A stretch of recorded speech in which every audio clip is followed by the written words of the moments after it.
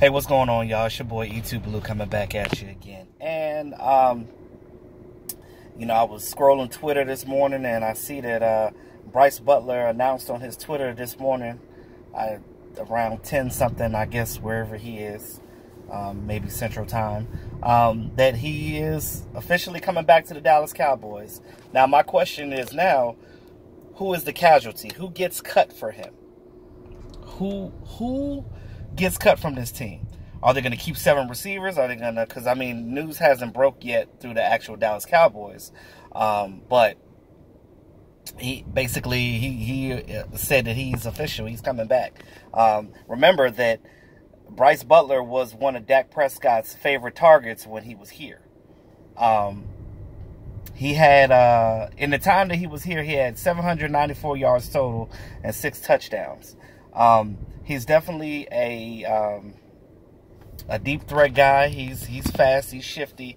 He's kind of like Thompson. But I thought that since we got Deontay Thompson, he was going to take that spot for him. Now, one thing that's funny to me with this is this offense is not a, how do I say this? It's not a finished product.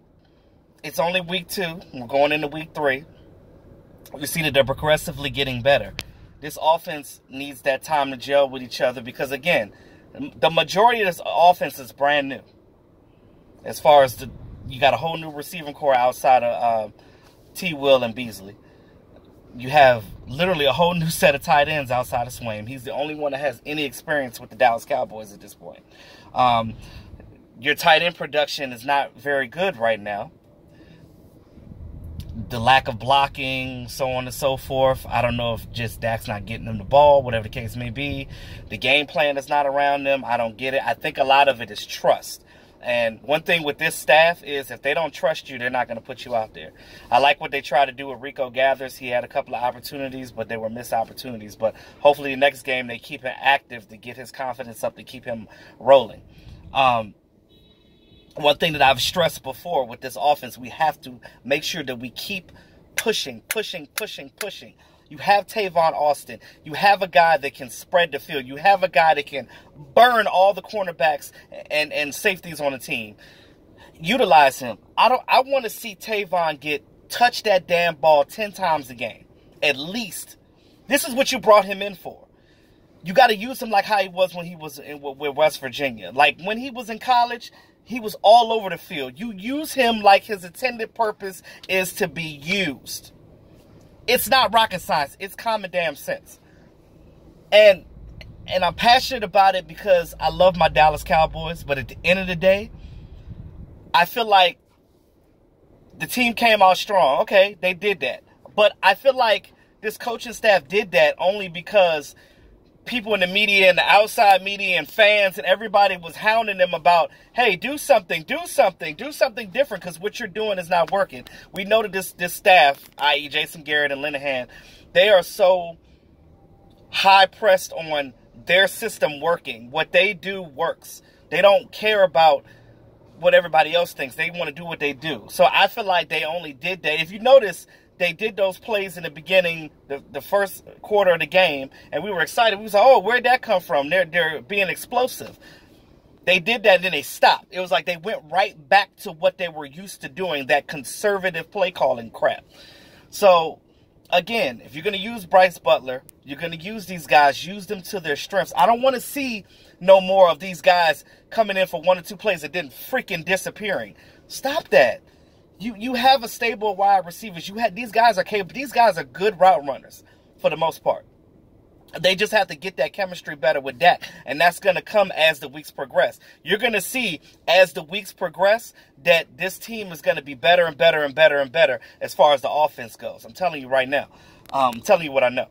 So at the end of the day, utilize your players to their strengths. Stop trying to make something that they're not. That's what happened with Ryan Switzer. And I feel bad for him because he's on his 3rd team now, and like nobody knows what to do with him.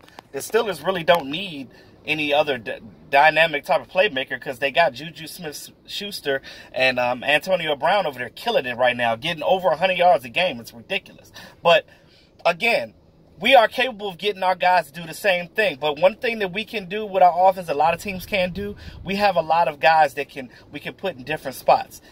You guys heard me mention before about that lunch pail guy, the guy that comes in and does the dirty work, the job that is not glamorous. I look at Deontay Thompson. I look at Allen Hurns. Those two guys are perfect specimens to basically be the guys that do your dirty work. Get you 10 yards here, 9 yards here. Yards to get the first down. You use those guys to get the first down. Then you come right the hell back, put Tavon in there with Ezekiel Elliott and Dak Prescott in the RPO, and you can choose which one you want to go to depending on what the defense is giving you. That is being aggressive. You have to be aggressive on offense. I'm sick and tired of this coaching staff like, oh, we're gonna be. They're not being proactive. They're being reactive. You cannot let the defense dictate what the hell that you do. You have to go out there and be explosive and do your job. You have to tell the defense, this is what we gonna do, and you're gonna have to stop it. Straight up. This is what we're going to do, and you're going to stop it. There's no counting against that. We have the personnel to do it. You brought Tavon. You got Ezekiel Elliott. You have two explosive guys right there. You got fast receivers with Thompson, and now you just brought Brice Butler back, so you got him.